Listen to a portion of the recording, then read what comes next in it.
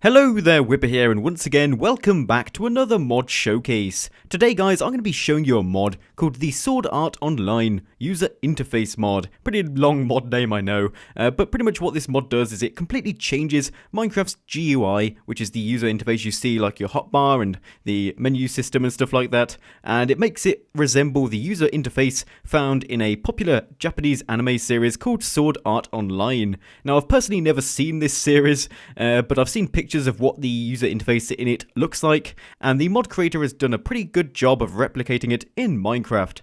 Oh, and by the way guys, if we can shoot for 600 likes, that would be amazing.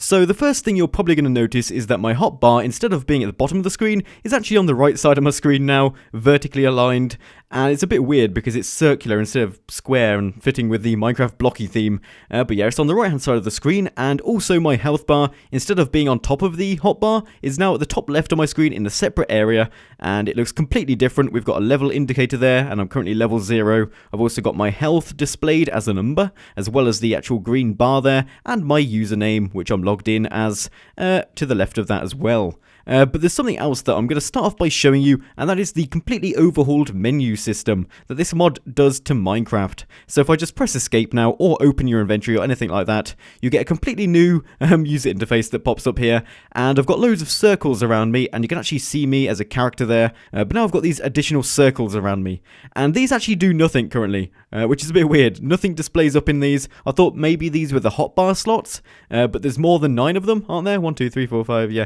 There's more than 9 of these, and it doesn't seem to correlate with anything in your inventory, so I'm not really sure what these are. And also, I forgot to mention on the left-hand side here, you've got a little profile section which shows your experience level and how close you are to the next level. Then you've got strength, agility, and resistance. And I'm not really sure what these are because I've taken like resistance potions and speed potions and strength potions, and these values do not change. So maybe that's something that's going to be implemented in the future, but for the moment they're just static values which don't seem to represent anything.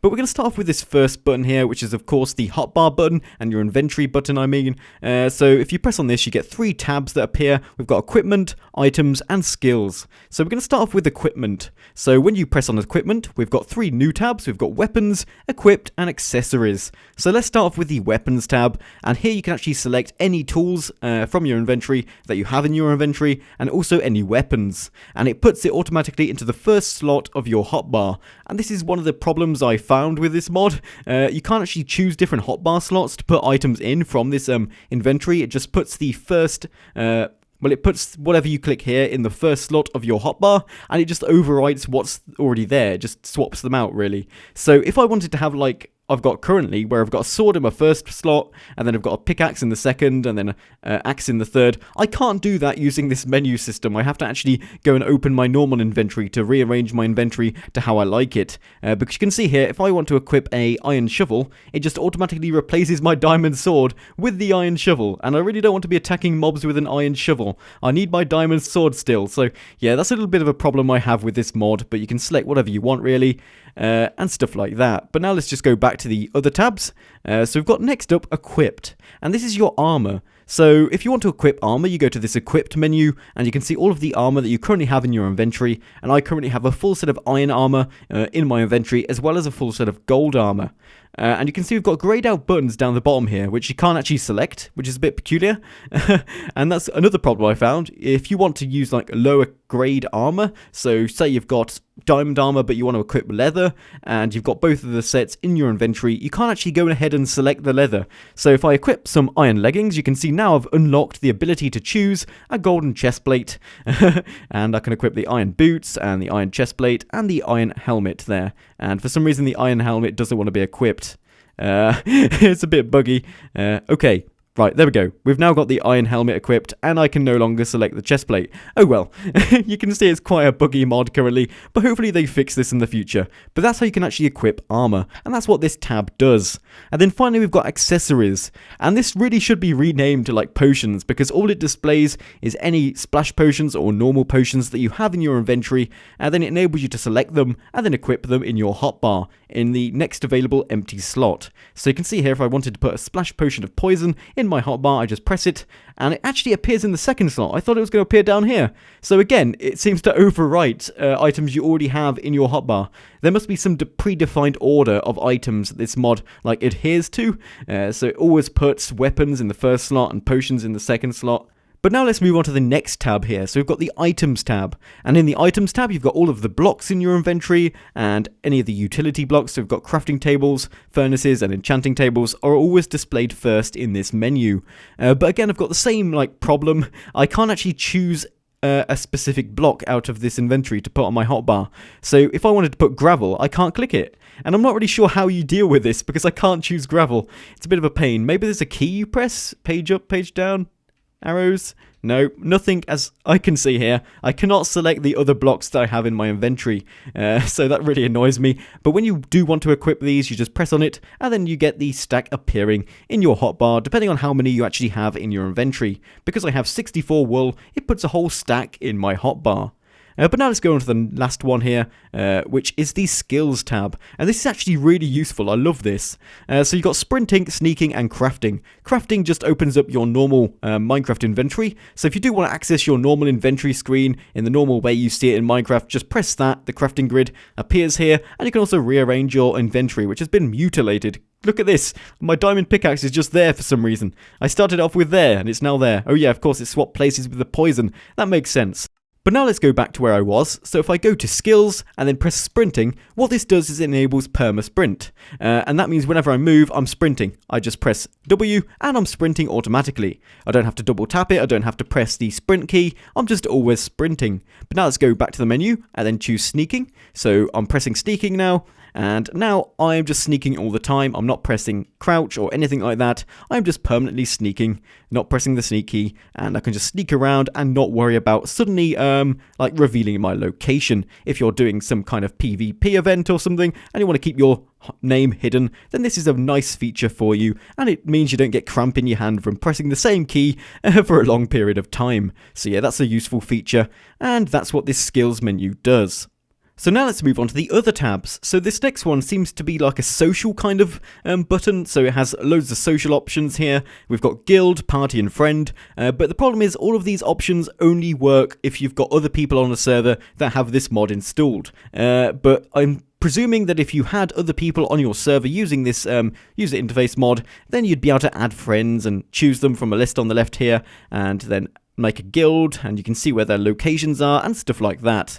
And then similarly, we've got a private messaging system here. So if I did have any friends and they did message me, sadly I don't have any friends, which is really sad, but if I did have friends and they messaged me, then I could type messages to them in a separate bubble window that would pop up here. I could type messages to them. But yeah, that's what that option does. But now let's move on to the next one, and this one is actually quite useful. So I'm not really sure what this icon means, but in here we've got quest, and the questing system is pretty much just the achievement system, which is already in Minecraft, just re-represented as a quest list. So you can see here we've got getting wood, and then when you press on it, it tells you a little description of the achievement. And if I go up to a tree and punch it now and gain this achievement, it should update and show me the next achievement. So yeah, there we go. We've got the getting wood achievement. But now if we go back to the questing menu, like so, you can see the next achievements being displayed here, which is benchmarking. And when you get to a point where the tree expands and you've got loads of achievements, you're going to get all of the ones that you can access being displayed in this quest list, which is pretty nice. But then next up we've got the field map and dungeon map options, and they're pretty similar. And I'm presuming that on this map, the darker colours mean that the altitude of the terrain is lower down, and the lighter colours mean it's higher up to your current location. So you can see down there we've got kind of a valley or a dip. Yep, we can see that there. And then up there it goes uphill a bit. But yeah, so that's what the field map does. But now let's go on to the dungeon map. And this is a pretty similar concept, but it shows cave systems instead of just showing the level of the terrain. So if I just activate this dungeon map here, and I'm just going to try and find a location to dig down. I think over here, I was testing this out earlier, and if I dig down here, I should be in a good location. I should probably go into creative mode, actually. Let's actually type game mode 1. There we go, should be in creative. And if I dig down and then activate this map, So let's just go back to the menu, dungeon map. You can see that it shows the cave systems. This is so cool. It shows you exactly where each cave system is and where you can actually find it. So if I dig to the right, I should bump into a cave system eventually. Now it's darker, which means it should be down, or maybe it means up. I'm just going to dig up, nothing. Let me just check the map again. It still is quite hard to find these. Okay, I'm kind of in the cave system. Maybe a little bit to the right here would make me more in the cave system. Yeah, there we go. So if I just dig down, maybe, yeah, there we go. I found the cave. It's pitch black and I can't see a damn thing.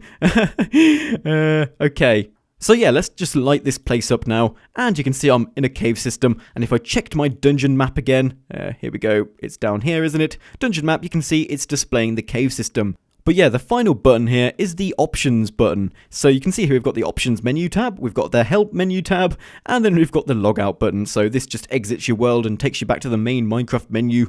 And then we've got the help section, which apparently just opens your game menu, which is the same as normal Minecraft. And then we've also got the options menu, which again opens up the normal Minecraft options menu, where you can change all of your normal settings. So yeah, that's pretty much it for the new menu system. But yeah guys, now let's talk a little bit about the health bar in the top left and how that works. So you can see currently I have a full green bar of health and it tells me I've got 20 out of 20 health points. And you may also notice that when I look at mobs, they have their health bar displayed. So this pig here has a nice curved kind of green health bar, and as I hit the pig, it turns to red and it walks around, and look at that, it just looks so awesome. I really love this aspect of this GUI mod. I mean, look at that, it looks awesome. You can actually tell how much health mobs have remaining. It's pretty much like damage indicators, but without the block in the top left there.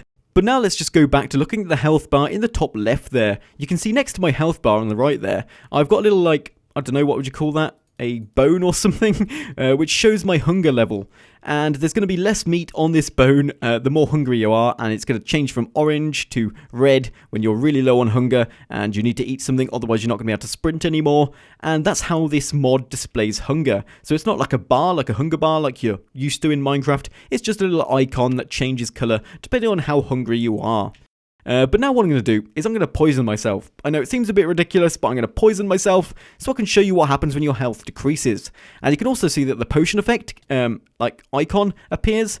And now my health bar has gone orange and it should turn red.